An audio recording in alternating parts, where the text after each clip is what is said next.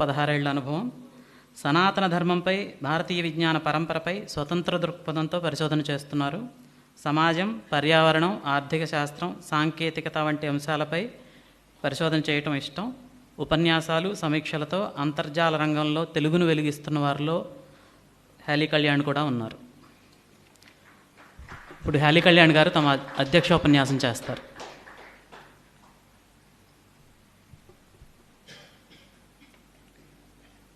అందరికీ నమస్కారం. నాకు చాలా సంతోషంగా ఉంది ఇక్కడికి రావడం. ఎందుకంటే నాకు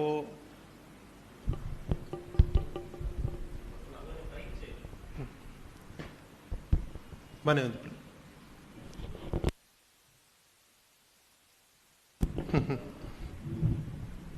సరిపోయింది. అందరికీ నమస్కారం. నాకు చాలా సంతోషంగా ఉంది ముఖ్యంగా గుంటూరుకి రావడం. నేను ఇంతకుముందు కూడా గుంటూరుకి ఈ విశ్వనాథ అకాడమీ వ్యవహారాల్లోనే వచ్చారనమాట ఇంతకుముందు కూడా. సో నేను ఇట్లా గుంటూరుకి వెళ్తున్నా అంటే మా ఇంట్లో కూడా అయితే ఏంటి కౌటిల్య గారు అక్కడ ఏదైనా చేస్తున్నారా కార్యక్రమం అని అంటారనమాట. అట్లా నాకు గుంటూరు అనగానే విశ్వనాథ సాహిత్య అకాడమీ అని అది ఒక రకమైన అనుబంధం అనమాట. ఇంకా కౌటిల్య చెప్పినట్టు నాకు చాలా ఇక్కడున్న వాళ్ళతో చాలామందితో అనుబంధాలన్నిటికీ కూడా విశ్వనాథ సత్యనారాయణ గారే కారణం. మైథిలి గారు విశ్వనాథ సాహిత్యం ద్వారా తెలుసు, కౌటిల్య అలానే తెలుసు, విశ్వనాథ సత్యనారాయణ గారు అందరూ అలానే తెలుసు అనమాట. సో అలా నాకు దాదాపుగా నేను 2012 ప్రాంతం నుంచి తీవ్రంగా చదవడం మొదలుపెట్టాను విశ్వనాథ నవలా సాహిత్యాన్ని. అంతకుముందు 1000 పడగలు ఏదో పైగా చదివినా కూడా తర్వాత నేను ముందుగా బీటెక్ చదివినప్పుడు కొన్ని ప్రశ్నలు వచ్చేవి సమాజం గురించి, ఇట్లా వ్యవస్థల గురించి, టెక్నాలజీ, వ్యాపారాలు, సంస్కృతి, వీటన్నిటి గురించి కొన్ని ప్రశ్నలు వచ్చేవి. తర్వాత ఐఐఎంలో ఎంబీఏ చదివినప్పుడు అక్కడ కరికులంలో భాగంగా అక్కడ ఆర్థిక శాస్త్రము, పర్యావరణం ఇవన్నీ కూడా చదివినప్పుడు కూడా చాలా ప్రశ్నలు వచ్చాయన్నమాట. తర్వాత ఏమైపోయేదంటే నేను చాలా విపరీతంగా చదువుతాను. నేను అంటే ఇంగ్లీష్ పుస్తకాలు ముఖ్యంగా, తెలుగులో కూడా చదువుతూ ఉంటాను. బట్ చాలా రకరకాల ఆథర్స్వి చదువుతుంటాను అనమాట పుస్తకాలు. నాలో ఉండే అన్ని ప్రశ్నలకి సమాధానాలు తిరిగి మళ్ళీ విశ్వనాథ సాహిత్యంలోనే వెళ్ళేదన్నమాట. సో అలా జరుగుతూ ఉంటుంది అనమాట విశ్వనాథ నవలా సాహిత్యం విషయంలో ముఖ్యంగా. కాబట్టి ఇప్పుడు ఈ సదస్సులో విశ్వనాథ నవలా సాహిత్యం అన్నప్పుడు రకరకాల నవలలు రాశారు ఆయన. అందులో సాంఘిక నవలల మీద నాకు ప్రత్యేకంగా ఒక రకమైన మక్కువ ఉందన్నమాట. అందుకని కౌటిల్య సాంఘిక నవలలు అనగానే సరే నేను వస్తాను తప్పకుండా అన్నాను. అందులో కూడా ఎంచుకున్న నవలలు కూడా కొన్ని అందరికీ కొంచెం సులభంగా అర్థమయ్యే నవలలు. అంటే కొన్ని ఇప్పుడు విశ్వనాథ గారి చేసిన పుస్తకాల్లో ఎలా ఉంటాయంటే కొన్నిటికి చాలా ఒక రకమైన పరిపక్వత ఉండి చాలా పాండిత్యం ఉండి తప్పితే అర్థం కావు. కొన్ని సాంఘికాలు ఎలా ఉంటాయంటే అవి మనకు అర్థమైపోతుంది విషయం ఏంటి అని చెప్పేసి. అయితే వారు చెప్పేదాంతో కొంతమంది ఏకీభవిస్తారు, కొంతమంది ఏకీభవించకపోవచ్చు, కానీ అర్థం కాలేదు అన్న సమస్య అయితే ఉండవు కొన్ని సాంఘికాలతో. అటువంటి పుస్తకాలు కొన్ని ఉన్నాయి. సరే, ఇప్పుడు అటువంటి వాటి గురించి చర్చ అనగానే నాకు కూడా చాలా సంతోషం వేసింది అన్నమాట. రెండవ విషయం ఏమిటంటే పొద్దున కూడా కొంతమంది అన్నారు, మా తర్వాత మా చర్చల్లో కూడా వచ్చాయి, విశ్వనాథ సత్యనారాయణ నిజంగా 60 పైన నవలలు రాశారు, ఇన్ని విషయాల మీద రాశారు అన్న విషయం చాలామందికి తెలియదు. 1000 పడగలు తెలుసు, అది కొంతమంది చదివి ఉంటారు తెలుసు. రామాయణ కల్పవృక్షం ఉంది అని చాలామందికి తెలుసు, చదివి అర్థం చేసిన వాళ్ళు చాలా చాలా తక్కువ. ఎందుకంటే దానికి పద్య సాహిత్యము, పాండిత్యము చాలా కావాలి. ఈ నవలల విషయం అలా కాదు, ఉండేవి చాలా ఉన్నాయి. కానీ మరి ఎందుకనో తెలుగు సమాజంలో సాహిత్య సమూహాలలో కూడా వీటి గురించి అంత అవగాహన లేదు. ఇప్పుడు ఇటువంటి సదస్సుల ద్వారా పోను వచ్చే తరానికి ఇది తెలిసే అవకాశం ఉంది. కాబట్టి ఇది చాలా నిజంగా గొప్ప ఆలోచన. ఇటువంటి ఒక సదస్సు పెట్టి ముఖ్యంగా నవలల గురించి యువత వచ్చి దీని గురించి మాట్లాడి దీన్నంతా రికార్డ్ చేసి ఇది మళ్ళీ అంతర్జాలంలో పెట్టి ఒక పుస్తక రూపంలో తేయడం, ఇదంతా కూడా చాలా గొప్ప ఆలోచన. అందుకని ముందుగా నేను సాహిత్య అకాడమీ వారిని అభినందిస్తున్నాను, రవికృష్ణ గారిని, కౌటిల్య గారిని. తర్వాత నేను ఒక వ్యాసం రాశాను ఈ సదస్సు కోసం అని చెప్పేసి, దాని గురించే ప్రధానంగా మాట్లాడతాను. విశ్వనాథ సాహిత్యాన్ని మనం ఇప్పుడు ఎందుకు చదవాలి అని చెప్పేసి. ఈ ప్రశ్న ఎందుకు వస్తుందంటే ముఖ్యంగా మనకి తెలుగు ప్రాంతాల్లో పొద్దున్న కూడా అన్నట్టు ఈ కొత్త అనే దాని మీద ఒక వ్యామోహం ఉంటుంది అనమాట. ఏదైనా కొత్తగా వస్తే వెంటనే తీసుకుంటాం అన్నట్టు. ఇటువంటివి ఏమన్నా చెప్పగానే అబ్బాయి అది చాలా పాతది కదా, అప్పుడెప్పుడో మా అమ్మ నాన్నల కాలంది, లేకపోతే మా తాతల కాలంది, ఇప్పుడు ఎందుకు చదవాలి, ఇటువంటి ఆలోచనలన్నీ వస్తుంటాయి మనకి. కాబట్టి ఇప్పుడు విశ్వనాథ సాహిత్యంలో ముఖ్యంగా ఇది ఇప్పటి కాలానికి కూడా మనకి ఎందుకు అవసరము అన్న దాని గురించి నేను ఒక 10 నిమిషాలు మాట్లాడతాను. ముఖ్యంగా నాకు నచ్చింది ఎందుకు అంటే, నేను ఇందాక చెప్పినట్టు ఇప్పటి కాలంలో కూడా ఉండే సమస్యలకి వీటన్నిటికీ మీరు లోతుల్లోకి వెళ్ళి పరిశోధించడం అదంతా ప్రారంభించారంటే మీకు వీటి సమస్యలంతా కూడా రాజ్య వ్యవస్థలో లోపాలు, సంస్కృతి గురించి, విద్యా వ్యవస్థ, ఇటువంటి విషయాలన్నీ చాలా వస్తాయన్నమాట. వాటన్నిటి గురించి చాలా విస్తృతంగా రాసిన వాళ్ళు నాకు తెలిసి తెలుగు సాహిత్యంలోనే కాదు, భారతీయ సాహిత్యంలోనే కాదు, ప్రపంచ సాహిత్యంలో కూడా విశ్వనాథ గారు తప్పితే ఇంకెవరు లేరు ఈ స్థాయిలో రాసిన వాళ్ళు. తర్వాత నేను ముఖ్యంగా ఒక రకమైన సాహిత్యాన్ని ఎక్కువగా చదివాను అనమాట. అదేమిటంటే ఈ కొంతమంది ఇప్పుడు డీకోలనైజేషన్ అని ఒక పదం వాడతారు ఆంగ్లంలో. ఇవంతా ఏమిటంటే ఇట్లా కొలోనియలిజం అంటే ఆంగ్లేయులు, యూరోప్ వాళ్ళు వేరే వేరే దేశాల మీద దాడి చేసినప్పుడు ఆయా సంస్కృతుల్లో ఎలా జరిగింది అనే విషయం మీద రకరకాల వాళ్ళు రాస్తుంటారు. ఆఫ్రికా వాళ్ళు, అమెరికా వాళ్ళు, ఆస్ట్రేలియా, కెనడా, ఇట్లా రకరకాల ప్రాంతాల్లో అనమాట. వీళ్ళందరూ రాసేవి కూడా చాలా విషయాలు ఎలా ఉంటాయంటే నేను అది చదువుతూ ఉంటే అరే ఇటువంటి విషయమే ఇంతకంటే గొప్పగా మనకి విశ్వనాథ చెప్పారు కదా అని అనిపిస్తుంటుంది. ఒక చిన్న ఉదాహరణ చెప్తాను మీకు. మొన్న నేటివ్ అమెరికన్ల గురించి ఒక చిన్న ప్రసంగం ఇచ్చారనమాట ఏదో ఒక ఇటువంటి సదస్సులోనే. అది ఆ నేటివ్ అమెరికన్ల గురించి ఒక పుస్తకం రాశారు ఆయన ఎవరో. అప్పుడు అక్కడ అమెరికాలో ఉన్నటువంటి అక్కడి తెగల వాళ్ళు వాళ్ళ ఆలోచనలని ఒక 400 సంవత్సరాల ఇంచుమించు 1600 అంటే 1600 సంవత్సరం నుంచి 2000 సంవత్సరం వరకు అక్కడ ఉన్న అమెరికన్ తెగల వాళ్ళు ఎటువంటి విషయాలు మాట్లాడారు అని చెప్పేసి. అందులో ఒక విషయం ఉంటుంది. అదేంటంటే 16వ శతాబ్దం మొదల్లో లేదా 15వ శతాబ్దం ఆ కాలంలో మొట్టమొదటిగా యూరోప్ నుంచి వీళ్ళు వచ్చినప్పుడు అక్కడ ఉన్న రెడ్ ఇండియన్ తెగల వాళ్ళు ఎలా చూశారు వాళ్ళని అని చెప్పేసి. అందులో ఒక ఆయన ఒక మాట అంటాడనమాట, you are men of reasons అంటాడనమాట. అంటే ప్రతిదానికి రీజను, ప్రతిదానికి ఒక కారణము, మీరు ఎంతసేపు ఆ కారణాల శోధనలోనే ఉంటారు అని చెప్పేసి. విచిత్రంగా విశ్వనాథ్ సత్యనారాయణ గారు ఇటువంటిదే ఒక వాక్యం వాడతారు. ఆయన ఏమంటారంటే మన భారతీయ సంస్కృతి అనేది వేదానుయాయి, అది వేదము అటువంటి అదొక పరంపరగా సాగుతూ వస్తున్నటువంటి సంస్కృతి. యూరోప్ వాళ్ళ సంస్కృతి మానవుని ఆలోచన సంబంధమైనటువంటి సంస్కృతి, అది రకరకాల తత్వవేత్తలు వాళ్ళ ఆలోచనలను బట్టి మారుతూ ఉంటుంది అని చెప్పేసి. అంటే అక్కడ వాళ్ళు మెన్ ఆఫ్ రీజన్స్ అని అన్న దృష్టి కూడా ఇదే అనమాట. ఏమిటంటే అది మీరు యూరోప్ సమాజం ఎలా మారింది అన్నది అదంతా చూశారు అంటే ఎవడో 15వ శతాబ్దంలో ఒక మాట అంటాడు, తర్వాత 16వ శతాబ్దంలో ఒక మాట అంటాడు. ఇలా వాళ్ళు ఆ ఫిలాసఫర్లు ఏవో పుస్తకాలు పబ్లిష్ చేస్తూ ఉంటారు. దానికి అనుగుణంగా వ్యవస్థలు, పాలసీలు ఇవన్నీ మారిపోతూ ఉంటాయి అన్నమాట. ఆ మార్పుని విశ్వనాథ్ సత్యనారాయణ గారు తన పుస్తకాల్లో ఇలా రాశారనమాట. అంటే ఈ యూరోప్ వచ్చిన కాలంలో మనలో జరిగిన మార్పు ఏమిటి అన్నది. పొద్దున్న పిన్నంనేని మృత్యుంజయరావు గారు మాట్లాడినప్పుడు కూడా ఆయన ఒక మాట అన్నారు, ఇస్లాం ఆ వ్యవస్థలో అప్పుడు మనలో జరిగిన మార్పులు ఏంటి, ఆంగ్లేయ కాలంలో జరిగిన మార్పులు ఏమిటి అని చెప్పేసి. దీని గురించి విశ్వనాథ్ సత్యనారాయణ గారు కూడా రోహిత్ మెదలో ఒక చోట రాస్తారనమాట. అంటే కోస్తా ప్రాంతాన్ని, హైదరాబాద్ నిజాం ప్రాంతాన్ని రెండింటిని పోలుస్తూ అంటారనమాట ఒక మాట. ఈ నైజాం ప్రాంతంలో 100 ఏళ్లుగా ఇస్లాంల పాలన జరిగినా కూడా ఇక్కడ తెలుగు సంస్కృతి అంతగా పోలేదు, వాళ్ళు ఇంకా దాన్ని పట్టుకొని ఉన్నారు. బట్ అటు ఈ కోస్తా ప్రాంతంలో చూసారంటే కేవలం 200 ఏళ్లలోనే చాలా కోల్పోయాము ఇక్కడ అని చెప్పేసి అనమాట. ఆ మార్పు నిజంగా ఆంగ్లేయుల పాలనలో చాలా విచిత్రంగా జరిగిందనమాట. అంటే పొద్దున ప్రసంగంలో కూడా అన్నట్టు ఇస్లాం పాలనలో క్రౌర్యం ఉండుండొచ్చు, కానీ ఈ విద్యా వ్యవస్థలను ఎట్లా మార్చాలి, సమాజంలో కళలను ఎట్లా నాశనం చేయాలి, అసలు ఆలోచనలను ఎట్లా మార్చాలి, ఇంత ఆలోచన అప్పటి కాలంలో లేదు. అది చేసే స్థాయి కూడా లేదు ఆ నాగరికతకు. ఇక్కడికి వచ్చేసరికి ఏమైందంటే వీళ్ళు ఈ విద్యా వ్యవస్థని మనం ఏం చదువుతున్నాం, మన గతాన్ని మనం ఎలా అర్థం చేసుకోవాలి, వీటన్నిటిని మార్చేశారనమాట. ఈ ఆంగ్లేయుల పాలనలో జరిగిన మార్పు గురించి విశ్వనాథ్ సత్యనారాయణ గారు రాసినంతగా నాకు తెలిసి భారతదేశంలో రకరకాల భారతీయ భాషల్లో రాసిన వాళ్ళు లేదా ఇప్పుడు పరిశోధన చేస్తున్న వాళ్ళు కూడా ఆ స్థాయిలో ఎవరికి అర్థం కాలేదు. అది విశ్వనాథ్ సత్యనారాయణ గారే కరెక్ట్గా పట్టుకున్నారనమాట. అంటే ఆంగ్లేయుల పాలనలో ఎంత మార్పు జరిగింది, ఎందువలన జరిగింది అన్నది. దాని గురించి చెప్తూ ఆయన ఇంకొక మాట కూడా అంటారు. అదేంటంటే ఇది కేవలము ఏదో వీళ్ళు వచ్చారు, ఆంగ్లేయులు మనకు శత్రువులు, వీళ్ళు ఇలా చేశారు అన్నట్టుగా కాకుండా ఆయన ఇది దేవాసుర యుద్ధం లాగా చూస్తారనమాట. అంటే ఇటువంటివి జరుగుతూ ఉంటాయి, మనకు అంటూ ఉన్న నాగరికతకు కొన్ని విలువలు ఉన్నాయి, ఒక దృష్టి అంటూ ఉంది. అది ఆసుర సంస్కృతి అనుకోండి, ఇంకేమన్నా అనుకోండి, అది వచ్చినప్పుడు దాంతో జరిగే రాపిడి వాటి గురించి రాస్తారనమాట. వీటి గురించి ఆయన సాహిత్యం మొత్తం కూడా మీరు చూసారంటే పురాణ వైర గ్రంథమాల వాటిలో చూసారంటే ఇటువంటివి ముందు ఎలా జరిగేవి, అప్పుడు ఎలా మనం దాన్ని ఎలా తిప్పికొట్టామని. ఇందాక వీరపూజ గురించి మాట్లాడారు. సో వీరపూజ అటువంటి వాటిలో కూడా ఏం జరుగుతుందంటే అదొక మనలో ఒక స్ఫూర్తి రగిలించడానికి అనమాట. అంటే మీరు ఆ నిరాశ నిస్పృహల్లోకి వెళ్ళిపోకండి, మీ పూర్వీకుల్లో ఇలాంటివి జరిగినప్పుడు వాళ్ళు ఇలా స్పందించారు, మీ సంస్కృతిలో ఇది ఉంది, ఆ శక్తి మనలో మళ్ళీ పునరుజ్జీవితం చేయడానికి చేసిన రచనలు అనమాట ఇవన్నీ. సో ఆ రకంగా చూసారంటే కొన్ని ప్రధానంగా ఒక 3-4 విషయాలు ప్రస్తావిస్తాను నేను. అదేమిటంటే మొదటిది ఏంటంటే నా భాష గురించి, సంస్కృతి గురించి చాలా రాశారు ఆయన. అది చాలా పెద్ద మార్పు. ఇప్పుడు ఈ గత 200 ఏళ్ళలో జరిగిన మార్పులు చూసుకుంటే, ముఖ్యంగా ఇంకా గత 50 ఏళ్లలో చూసుకున్నారు అంటే తెలుగు మాట్లాడడం అన్నది, తెలుగు చదవడం అన్నది చాలా తగ్గిపోయింది. ఇప్పుడు పొద్దున్న నుంచి ప్రసంగించిన వాళ్ళు నాతో సహా చాలామంది మేమంతా కూడా ఇంగ్లీష్ మీడియం పిల్లలమే. తెలుగు చదివింది ఏదో ఒక చిన్న సబ్జెక్ట్ లాగా చదివిందే కానీ అంతకు మించి తెలుగు చదవడం అనేది కూడా తగ్గిపోతుంది. తెలుగు రాయడం అన్నది ఇంకా తగ్గిపోతుంది.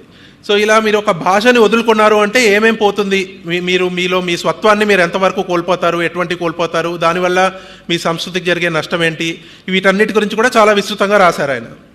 ఈ ఫలానా భాషలో ఆలోచించడానికి ఇంకో భాషలో ఆలోచించడానికి తేడా, యూరోప్ వాళ్ళ భాషలో ఉండే పదాలు, ఇక్కడ ఉండే పదాలు మనకి మన ఆలోచనలని, ఫలానా పదాలు ఎలా మన ఆలోచనల్ని మారుస్తాయి, మన వ్యవహారాన్ని ఎలా మారుస్తాయి, ఇటువంటి విషయాల గురించి అంతా కూడా చాలా రాశారు. ఇప్పుడు మనకి ఈ కాలంలో ఏం జరుగుతుంది అంటే కొంచెం మనం గత 50-60 ఏళ్లలో ఇప్పుడు కొంచెం ప్రగతి సాధించాము, కొంచెము డబ్బు అంతా కూడా దేశం ఒక ఆర్థికంగా ఒక రకంగా నిలదొక్కుంది ముందు కంటే ఇప్పుడు. కాబట్టి ఇప్పుడు ఇటువంటి విషయాల గురించి చర్చలు ఎక్కువగా జరుగుతున్నాయి. అంటే మన ఎడ్యుకేషన్ వ్యవస్థ అనేది ఒకటి ఉంది, పై నుంచి వాళ్ళు సిలబస్లు అవన్నీ తయారు చేస్తూ ఉంటారు, విశ్వవిద్యాలయాలు ఉన్నాయి, వీటన్నిటిలో ఇప్పుడు ఈ చర్చలు జరుగుతున్నాయి. భారతీయ జ్ఞాన పరంపర అంటే ఏమిటి, భారతీయ దృష్టి ఏమిటి, భారతీయ దృష్టి ప్రకారం చదువు చెప్పడం అంటే ఏమిటి, ఇటువంటివి వీటన్నిటి గురించి కూడా విశ్వనాథ సత్యనారాయణ సాహిత్యంలో చాలా లోతుగా చర్చలు ఉన్నాయన్నమాట. సో ఇప్పటి తరం వాళ్ళు ముఖ్యంగా ఇవి చదవడం వల్ల ఉపయోగం ఏమిటి అంటే ఇదంతా అర్థం అవుతుంది మనకి. ఇప్పుడు ఇదంతా అర్థమయ్యి రేపొద్దున మీరంతా కూడా మీ కెరీర్స్లో తర్వాత ముందుకెళ్ళి లేకపోతే మీరు ఇతరులతో సంభాషించేటప్పుడు అప్పుడంతా కూడా మనకంటూ ఉన్న విద్యా వ్యవస్థ అంటే అది ఎలా ఉండాలి, దాని రూపకల్పన ఎలా జరగాలి, ఇటువంటి చర్చలన్నిటికీ కూడా ఇది చాలా పనికి వస్తుంది అనమాట. ఇక రెండవ విషయం ఏమిటంటే కాలం గురించిన చింతన అనమాట. అది కూడా ఒకటి చాలా పెద్ద మార్పు మనలో. ఇది ఈ కొలోనియల్ కాలం తర్వాత జరిగిందనమాట. ఇది ఇంతకుముందు లేదు. మనకి ఇస్లాం కాలంలో కాలం గురించి మన చింతన మారలేదు. ఏ కాలం గురించిన చింతన అంటే నా ఉద్దేశం ఏమిటంటే ఇప్పుడు నీలపెళ్లి గురించి నెక్స్ట్ మాట్లాడబోతున్నారు. ఆ పుస్తకంలో ఉంటుంది ఇటువంటి సంభాషణ ఒకటి. 6 నదులు ఇటువంటి పుస్తకాల్లో కూడా ఉంటాయి. ఇవంతా ఏంటంటే మనకి ఒక లీనియర్ క్రోనాలజీ అని అంటారు. అంటే ఏమిటంటే ప్రతిదానికి ఒక తుది ఒక మొదలు ఉంటుంది అని ఒక ఆలోచన అనమాట. సో దానివల్ల ఇప్పుడు మనకి ఆంగ్లేయుల కాలంలో జరిగింది ఏంటి అంటే భారతీయ సంస్కృతి అంటే దానికి ఒక తేదీ పెడతారు. ఇది 2000 ఏళ్ల పూర్వం, 3000 ఏళ్ల పూర్వం, 4000 ఏళ్ల పూర్వం, ఇలా ఒక లెక్క పెడతారనమాట. సో ఆ కాలానుగుణంగా మనం మొత్తాన్ని మార్చుకుంటూ ఉంటాం అనమాట మన చరిత్రనంతా. దీన్ని విశ్వనాథ సత్యనారాయణ చాలా తీవ్రంగా ఖండించారనమాట. అంటే మన సంస్కృతిలో ఆది అంతం లేకుండా మనం అంతా అనాది అనంతం అని చూసే సంస్కృతి. ఆ అనాది అనంతం అన్న ఆలోచన పోతే దానివల్ల అది వేరే దానివల్ల జరిగే మార్పులు ఏమిటి, అది ఎందుకు తప్పు, ఇప్పుడు వీళ్ళు ఎందుకు ఇలా చేస్తున్నారు, వీటన్నిటి గురించి కూడా చర్చలు ఉంటాయన్నమాట. ఇవి ఇప్పుడు మనము వీటి గురించి ఆలోచించడం మానేసాము. ఎవరన్నా అడిగినా కూడా మనము కూడా వేదాల కాలము అంటే ఇలా ఏదో 3000 BC, ఇంకేదో మహాభారతం అంటే ఇంకేదో కాలం అట్లా పెట్టి చెప్పి ఆపేస్తున్నాం అనమాట. కానీ మీరు ఈ పుస్తకాలు ఈ చర్చల్లోకి వచ్చారు అంటే ఈ యుగ యుగాల నుంచి జరుగుతుంది ఇది, కల్పాలు, ఇటువంటి వీటి గురించి అంత చర్చ అంతా కూడా ఉంటుందన్నమాట. పురాణాలలో కూడా అంతే. మనమంతా సైక్లికల్ థింకింగ్ అంటాం. అంటే ఇవంతా మళ్ళీ జరుగుతుంటాయి, ఆ దృష్టితోనే ఉంటుందన్నమాట. మీరు రామాయణం గురించిన గాథలు అవన్నీ కూడా చూశారు అంటే ఒక కథ చెప్తారు. ఇట్లనే హనుమంతుడు రాముడి ఉంగరం కోసం వెళ్తారు. ఎక్కడో ఒక చోటకు వెళ్తే తర్వాత ఎన్నో 100,000 ఉంగరాలు కనిపిస్తాయంటే ఈ రామకథ ఇన్నేళ్ల నుంచి మళ్ళీ జరుగుతూనే ఉంటుంది. అంటే ఈ దృష్టే వేరే అనమాట. ఈ దృష్టి ఈ యూరోప్ వారికి, ఆంగ్లేయులకి, వీళ్ళకి అందరి దృష్టి అది. వాళ్ళకి ఎంతసేపు ఇలా ప్రాఫిట్ అనో లేకపోతే ఒక పలానా దేవుడు, పలానా క్రీస్తు పూర్వం, క్రీస్తు శకం, అది వేరే లెక్కలన్నమాట. ఇది వేరే లెక్కలు. సో వీటి గురించి ఇవి సామాజిక వ్యవస్థలని, మన ఆచార వ్యవహారాలని, విద్యా వ్యవస్థలని, వీటన్నిటిని ఎలా ప్రభావితం చేస్తాయి, వీటన్నిటి గురించి కూడా చాలా చర్చించారనమాట విశ్వనాథ గారు. సో వీటి గురించి మాట్లాడడం జనరల్గా మనం ఇప్పుడు చూసామంటే ఇప్పుడు ఈ సమాజంలో వీటి గురించి ఎక్కువగా చర్చించట్లేదు, చాలా వరకు వదిలేశారు. రచయితలు ఉన్న వాళ్ళు కూడా వీటి గురించి మాట్లాడడం మానేశారు అన్నమాట. ఇవి చాలా ముఖ్యం. మన స్వత్వం గురించిన చింతన మొదలైందంటే మన జాతి అంటే ఏమిటి, మన సొంతమైన ఆలోచనలు ఏమిటి, మన కాలం గురించి మనం చేసే ఆలోచనలు ఏమిటి, ఇవన్నీ చూశారు అంటే మీకు వీటన్నిటి ఇవంతా పలానా ఇది ఇలానే ఎందుకుంది, ఇలా ఎందుకు లేదు, వీటి గురించి ఆలోచన అంతా మొదలవుతుందన్నమాట. వీటన్నిటికీ ఆసరాగా ఉండాలి అంటే ఇప్పుడు మళ్ళీ మనం విశ్వనాథ సత్యనారాయణ గారి సాహిత్యం చదవడం చాలా అవసరం.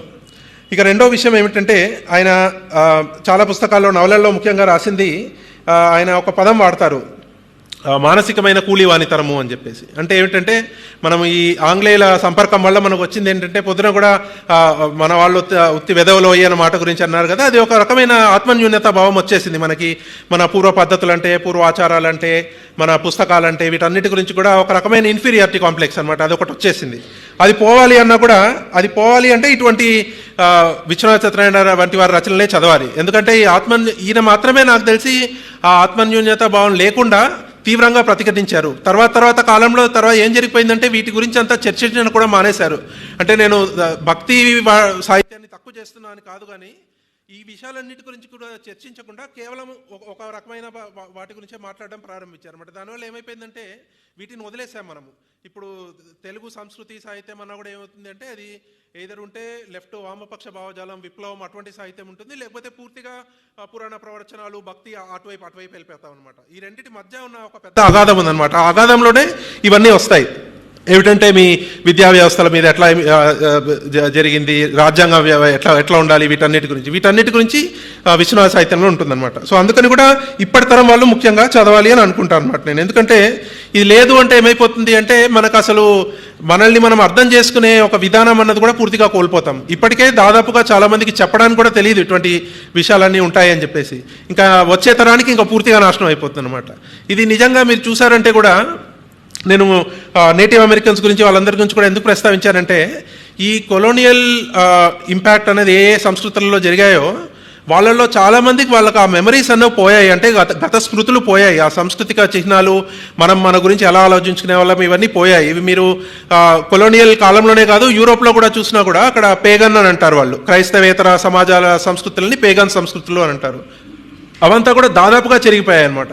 మన అదృష్టం ఏమిటంటే మనం పలానా పరంపరలో పలానా సంస్కృతిలో దానికి ఆ వారసత్వానికి మన దగ్గర అంతా ఉంది కాబట్టి అది ఇంకా ఉంది, మన దగ్గర సజీవంగా ఉంది. మొత్తంగా అందరికీ తెలుసు అని అనలేం, కానీ ఇటువంటి విశ్వనాథ సత్యనారాయణ సాహిత్యము ఇటువంటివి కొన్ని మిగిలి ఉన్నాయి మన దగ్గర. వీటిని పట్టుకొని మనం తిరిగి ఆ పునరుజ్జీవితం అన్న దాని మీద ఆలోచించాలన్నమాట. లేదంటే ఏమైపోతుందంటే మనం కూడా ఒక ఇతర సంస్కృతికి ఒక నకలుగా అయిపోతాము, పర సంస్కృతికి ఒక నకలుగా అయిపోతాం అనమాట. అది జరగకుండా ఉండడానికే ఈ విశ్వనాథ సత్యనారాయణ గారు ఈ మానసికమైన కూలీవానితనము అని ఏదైతే అంటారో దాని గురించి చాలా రాశారనమాట. దాని నుంచి మనం బయటపడాలి. మనం ఇప్పుడు కూడా ఎలా ఉందంటే మన చింతన స్వాతంత్రం వచ్చేసింది, దాని తర్వాత సోషలిజం వెళ్ళిపోయింది, క్యాపిటలిజం వచ్చేసింది, ఇప్పుడు అందరికీ కార్లు ఉన్నాయి, బంగ్లాలు ఉన్నాయి, ఇటువంటి ఆలోచనలో అదేదో చాలా ప్రగతిని సాధించేశామన్న అపోహలో ఉన్నాం మనము. నిజానికి ఈ మానసికమైన కూలీవానితనం అన్నది అప్పటికి ఇప్పటికీ ఇంకా వృద్ధిలోకి వచ్చిందనమాట. ఇప్పుడు మీరు భాష విషయమే తీసుకున్నారంటే తెలుగు అన్నది తగ్గిపోతుంది. అంటే ఆ మానసికమైన కూలీవానితనం పెరుగుతున్నట్టే కదా. తెలుగులో మనము ఇంత చదవలేకపోతున్నాము. పోతన భాగవతం అన్నది ముందు ఒక 50 ఏళ్ల కాలం కిందట అంటే అందరికీ నోటికి వచ్చిండేవి ఆ పద్యాలు. ఇప్పుడు అలా లేదు. వీటి వల్ల మనం ఏం కోల్పోతున్నాము, వీటి గురించి అంతా మనము చర్చ చేయాల్సిన, ఆలోచన చేయాల్సిన అవసరం ఉందన్నమాట. ఈ మానసికమైన కూలీవానితనం గురించి చాలా విస్తృతంగా రాశారు విశ్వనాథ సత్యనారాయణ గారు. అంటే ఒక నవలనే కాదు, రకరకాల నవలలో రకరకాల విషయాలలో ఆయనది ఇది తీసుకొస్తారనమాట. ఇలా ఎందుకు జరిగింది అంటే ఇలా పరపాలకులు ఈ పలానా వ్యవస్థ చేశారు, దానివల్ల ఇలా జరిగింది అని చెప్పేసి. సో అది ఒక ముఖ్యమైన విషయం అనమాట. దాని గురించి కూడా మనము ఆలోచించాలి. ఇంకొక విషయం ఏమిటంటే ఇంకో 2 విషయాలు చెప్పేసి నేను ముగిస్తాను. ఒకటి ఏమిటంటే ఆయన రాసిన దాంట్లో ముఖ్యంగా ఇంకొకటి సమానత్వ భావము, సామ్యవాదము, వీటన్నిటి గురించి కూడా ఆయన చాలా తీవ్రంగా విమర్శ చేశారనమాట. ఇది కూడా ఒక పెద్ద విషయం అయిపోయింది. ఇప్పుడు మనకి ఏమైపోయిందంటే చాలామందికి మన హిందూ సంస్కృతి అనండి, సనాతన ధర్మం అనండి, మీరు ఏ పదమన్నా అనండి, దాని గురించి ఒక రకమైన ఆ న్యూనతా భావం ఎందుకు వచ్చింది అంటే అరే వాళ్ళ సంస్కృతిలో సమానత్వం ఉంది, మన దగ్గర లేదు, కాబట్టి మనం తక్కువ, కాబట్టి వాళ్ళు ఏం చెప్పినా వాళ్ళ విమర్శలన్నీ సహేతుకమైన విమర్శలే, కాబట్టి వాళ్ళు చెప్పినంత మనము తలాడిచ్చేద్దాము, ఒప్పేసుకుందాము ఇవి పలానా తప్పులు అంటే అని అలా ఉందన్నమాట. కానీ ఇదే విషయం మీరు పాశ్చాత్య సాహిత్యంలో చూసినా కూడా అక్కడ ఉండే స్కాలర్స్ వాళ్ళు చూసినా కూడా వాళ్ళల్లో కూడా ఒక 20-10% మంది ఉన్నారు. వాళ్ళందరూ ఏం చేశారంటే ఈ ఫ్రెంచ్ విప్లవం కాలం నుంచి వచ్చిన భావాలు ఇవన్నీ, లిబర్టీ, ఈక్వాలిటీ, ఫ్రాటర్నీ, ఇటువంటి భావాలన్నీ, దాని గురించి తీవ్రంగా విమర్శించిన వాళ్ళు పాశ్చాత్య సాహిత్యంలో కూడా ఉన్నారు. కాకపోతే మన దగ్గర మనం చదవం వాళ్ళ గురించి అంతే. మన దగ్గర అంతా ఎట్లా ఉంటుంది అంటే అందరూ సమానత్వం అంటే ఆహా సమానత్వం అని చప్పట్లు కొట్టాలంతే. కానీ ఈ సమానత్వం స్వరూపం ఏంటి, సమానత్వం అంటే ఏమిటి, అది అసలు అందరూ సమానులే అంటే అర్థం ఏమిటి, వీటి గురించి అంతా చాలా చర్చలు చేసిన వాళ్ళు పాశ్చాత్య సాహిత్యంలో కూడా ఉన్నారు. అటువంటి చర్చలు నాకు తెలిసి విశ్వనాథ సత్యనారాయణ మాత్రమే చేశారు, ఇటువంటి సాంఘిక నవలలు ఇటువంటి వాటి ద్వారా. లేకపోతే మన దగ్గర కూడా సమానత్వం గురించి ఇంత తీవ్రంగా చర్చించిన వాళ్ళు చాలా తక్కువ. అది కూడా చాలా అంటే విశ్వనాథ సత్యనారాయణ సాహిత్యం చదవకపోతే మనం అది కూడా కోల్పోతాం అనమాట. అంటే దీన్ని కూడా ఇలా విమర్శించచ్చా, ఓహో సమానత్వం అంటే దాని వికృత రూపం ఇలా ఉంటుందా, ఇవన్నీ మీరు ఆలోచించవచ్చు అనమాట. వాటి గురించి కూడా మనం ఖచ్చితంగా ఆలోచించాలి. ఎందుకంటే ఇప్పటి సమాజంలో మనకి మన సంస్కృతి గురించి ఇంకా కూడా చిన్న చూపు, తక్కువ భావం, లేకపోతే ఒక ప్రతిక్రియా భావం ఇవన్నీ ఎందుకున్నాయి అంటే వీటన్నిటి గురించి మనల్ని ఒక 100-150 ఏళ్ళుగా ఇలా తయారు చేశారనమాట. అంటే మీ సంస్కృతిలో ఇది లేదు, అది లేదు, ఇది లేదు, అది లేదు అని చెప్పేసరికి మనం అలా తయారయ్యాము. వాటన్నిటి గురించి మనం బయటపడాలి అంటే ఇటువంటి సాహిత్యం చదవాల్సిందే, లేకపోతే వేరే మార్గం లేదు. మీకు బయట ఎవరు ఇవి చెప్పేవాళ్ళు కూడా లేరు. అది ప్రస్తుతం ఉన్న పరిస్థితి అనమాట. అందుకని విశ్వనాథ గారి సాహిత్యం చదవాలన్నమాట. ఇంకొక విషయం ఏమిటంటే ఆయన దీని గురించి కూడా చక్కగా రాస్తారు. ఇప్పుడు మనం మాట్లాడబోయే నవలల్లో కూడా 1-2 వీటి గురించి ప్రస్తావన వస్తుంది. ఇది ఏమిటంటే అందరూ ఈ ఉద్యోగాలు, జీవనోపాధి వీటిలో పడిపోయి సాహిత్యం చదువుకోవడము, లేకపోతే ఆచారాలు, వ్యవహారాలు వీటిలోంచి అంతా కూడా చాలా దూరం జరిగిపోయారనమాట. వీటన్నిటి గురించి మార్పులు, వాటి గురించి రకరకాల పాత్రలు, ఆ పాత్రలు పడే కష్టాలు, వీటన్నిటి ద్వారా కూడా అది కూడా మనకి ఆయన చెప్తారనమాట. అంటే ఇప్పటి కాలంలో చాలా వరకు ఎట్లా అయిపోయింది ఏంటంటే చదువు అనేది ఉద్యోగం కోసమే. మీరు ఎక్కడైనా విద్యా సంస్థలోకి వెళ్తున్నారు అంటే ప్లేస్మెంట్స్, శాలరీ ఇలా అయిపోయిందనమాట. సో వీటి గురించి కూడా ఆయన చాలా చర్చిస్తారు. విద్య అంటే ఏమిటి, ఆ విద్య దాని అసలు అది ఎందుకోసము, వీటన్నిటి గురించి కూడా చర్చలు ఉంటాయన్నమాట. సో ఇప్పుడు మనం కేవలం అన్ని ఎలా అయిపోయిందంటే కేవలం ఉపాధి కోసమో, డబ్బు కోసమో, ఉద్యోగం కోసమో వాటి గురించి ఆలోచిస్తున్నాము. ఆ మార్పులన్నిటి గురించి కూడా ఆయన చాలా చర్చిస్తారు. ఇప్పుడు దమయంతి స్వయంవరం వంటి పుస్తకాల్లో ఉంటుంది. పరీక్షలో కూడా అటువంటి చర్చలు ఉన్నాయి. కుణాలుని శాపంలో కూడా అటువంటి చర్చలు ఉన్నాయి. వీటన్నిటిలో కూడా ఏమిటంటే ఒక రకమైన సమాజము ఈ ఆంగ్లేయుల సంపర్కం తర్వాత, ఆధునికత తర్వాత ఎటువంటి మార్పులకు లోనైంది, ఏ కష్టాలకు లోనయ్యారు, వీటి వల్ల జరిగిన నష్టాలు ఏమిటి, వీటన్నిటి గురించి కూడా చాలా చర్చలు ఉన్నాయన్నమాట. ఇవన్నీ కూడా ఏమిటంటే మనకి విశ్వనాథ సాహిత్యంలో తప్పితే మిగిలిన చోట్ల చాలామంది వదిలేశారు వాటి గురించి మాట్లాడడం. ఇప్పుడు ఏం సాధిస్తాం వీటన్నిటి గురించి మాట్లాడి, జరిగే మార్పు ఏదో జరిగిపోయింది అన్నట్టుగా. కానీ విశ్వనాథ వారు అలా చేయలేదు. ఎందుకంటే ఆయన పూర్తిగా సమగ్రంగా మొత్తము ఒక 100-200 ఏళ్ల చరిత్ర మొత్తం ఆ నవలా సాహిత్యంలో అలా దింపి వదిలేశారు. ఇది స్థూలంగా జరిగిన మార్పు, దీని తర్వాత ఏం చేస్తారో మీ ఇష్టం అన్నట్టుగా అలా వదిలేశారనమాట. ఇప్పుడు మనం వాటన్నిటి గురించి ఎందుకు చర్చ చేయాల్సి వస్తుంది అంటే, నేను ఇందాక అన్నట్టు బహుశా ఆయన రాసిన కాలంలో అంటే 1950-60 ఆ కాలంలో దేశంలో చాలా పేదరికం ఉండొచ్చు, కష్టాలు ఉండొచ్చు. అప్పుడే మనము స్వాతంత్ర పాలనలోకి వచ్చాము, ఎన్నో కష్ట నష్టాలు ఉండొచ్చు, బహుశా పట్టించుకోకుండా ఉండొచ్చు ఇటువంటి విషయాలన్నింటినీ. ఇప్పుడు చాలామంది ఒక రకంగా వృద్ధిలోకి వచ్చారు, కొంత సంపాదన వచ్చింది, ఇవన్నీ వచ్చాయి. మన దేశం కూడా మనం ఆత్మనిర్భరత ఇటువంటి పదాలన్నీ వాడుతున్నాం కదా ఇప్పుడు. కాబట్టి ఇప్పుడు నిజంగా విశ్వనాథ సత్యనారాయణ సాహిత్యం ఖచ్చితంగా చదవాల్సి వస్తుంది అనమాట. ఎందుకంటే మీరు ఇప్పుడు వేరే దేశాల గురించి చూసినా కూడా, చైనా, జపాన్ ఇటువంటి దేశాల్లో కూడా వీటి గురించి ఇప్పుడు చర్చలు మొదలవుతున్నాయి. మొన్న నేను ఒక ప్రసంగం విన్నాను. ఒక చైనీస్ ప్రొఫెసర్ ఒక ఆయన, జపనీస్ ప్రొఫెసర్ ఒక ఆయన అనమాట. వాళ్ళిద్దరు కూర్చొని ఫిలాసఫీ ఆఫ్ టెక్నాలజీ అని ఒక విషయం మీద మాట్లాడుతున్నారు. అంటే ఈ వైజ్ఞానిక అభివృద్ధి గురించి చైనా దృష్టి ఏమిటి, జపాన్ దృష్టి ఏమిటి అని. వాళ్ళిద్దరికి ఇంగ్లీష్ కూడా సరిగ్గా మాట్లాడడం రాదు. జపాన్ భాషలోనే ఇంగ్లీష్ మాట్లాడుకుంటూ అలా మాట్లాడుకుంటాం అనమాట. వాళ్ళకున్న ధైర్యం కూడా మన దగ్గర ఉండట్లేదు ఇప్పుడు. నేను కనుక భారతదేశం దృష్టి ఏంటి ఇటువంటి మీద అంటే, మనలోనే చాలామంది ఉంటారు, అబ్బాయి మనకి ఎందుకండి ఇవన్నీ, మనకి ఏమైనా చేతవుతాయా ఇటువంటివి, అసలు మనం ఆ దేశంలో ఉండేది ఏదో కాపీ కొట్టేసే పోతుంది కదా, ఇలా ఉంది ఇప్పుడు మన దృష్టి. దీనిలోంచి మనం బయటపడాలి అంటే ఈ ఆత్మన్యూనతలోంచి బయటపడాలి. దానిలోంచి బయటపడాలి అంటే విశ్వనాథ సత్యనారాయణ లాంటి వాళ్ళని చదవాలన్నమాట. అది ముఖ్యంగా నేను చెప్పదలుచుకున్నది. ఈ స్వత్వం అన్నది ఏదైతే ఉందో, భారతీయ దృష్టి అన్నది ఏదైతే ఉందో, మనం ఎవరము, మనకి ఆ దేశానికి తేడా ఏంటి, ఆ భారతీయ స్వత్వం మళ్ళీ పునరుజ్జీవితం అవ్వాలి అంటే విశ్వనాథ సత్యనారాయణ సాహిత్యం చదవాలి. అది నేను చెప్దామనుకునే విషయం. నాకు ముఖ్యంగా నాకంటే చిన్నవారు ఇప్పుడు వచ్చి స్టేజ్ మీద ప్రసంగిస్తారు అంటే నాకు కూడా చాలా ఉత్సాహంగా ఉంది వినడానికి. ఎందుకంటే ఇందాక ప్రవణ్ గారు అనుకుంటా చెప్పారు, కొన్ని విశ్వనాథ సత్యనారాయణ సాహిత్యం అన్నది చాలా వరకు ఈ విశ్వవిద్యాలయాల సిలబస్లలో వీటిలోంచి కనపడడం మానేసింది. నా తరంలోనే నేను చదివినప్పుడే నాకు తెలిసి ఇంకో 5-6 మంది చదివేవాళ్ళు. వాళ్ళలో కౌటిల్య గారు, మైథిలి గారి పిల్లలు ఇలా 2-3 ఉండేవాళ్ళు అంతే. తర్వాత చదివిన వాళ్ళు కూడా నాకు ఎక్కువగా కనపడలేదు.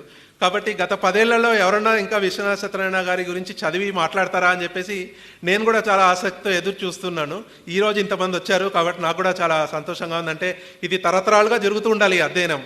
ఇది కూడా గుంటూరు శేషేంద్ర శర్మ గారు అనుకుంటా విశ్వనాథ సత్యనారాయణ గారి గురించి రాస్తూ ఈ మాట అంటారనమాట. అంటే ఆయన శంకరాచార్యులు వారు ఎటువంటి పని చేశారో ఈయన కూడా అటువంటి పని చేస్తున్నారు అని చెప్పేసి.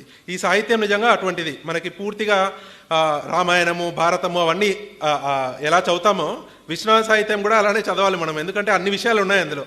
అందుకని ఇప్పుడు అందరూ కూడా, యంగర్ జనరేషన్ కూడా ఇదంతా చదువుతోంది అంటే చాలా ఆనందంగా ఉంది నాకు. కాబట్టి మనం ఇంకా సదస్సు ప్రారంభిస్తాం.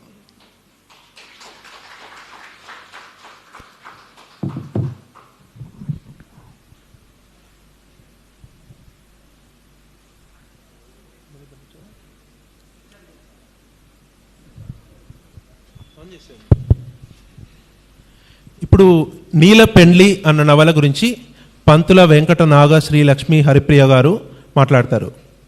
ఆవిడ కాగ్నిసెంట్లో జూనియర్ సాఫ్ట్వేర్ ఇంజనీర్. భారతీయ సంస్కృతి అధ్యయనం, పుస్తకాలు చదవడం, సాంకేతిక పరంగా కొత్త విద్యల్లో నైపుణ్యం సాధించడం, ఇంద్రజాలం చేయడం ఇష్టమైన అంశాలంట.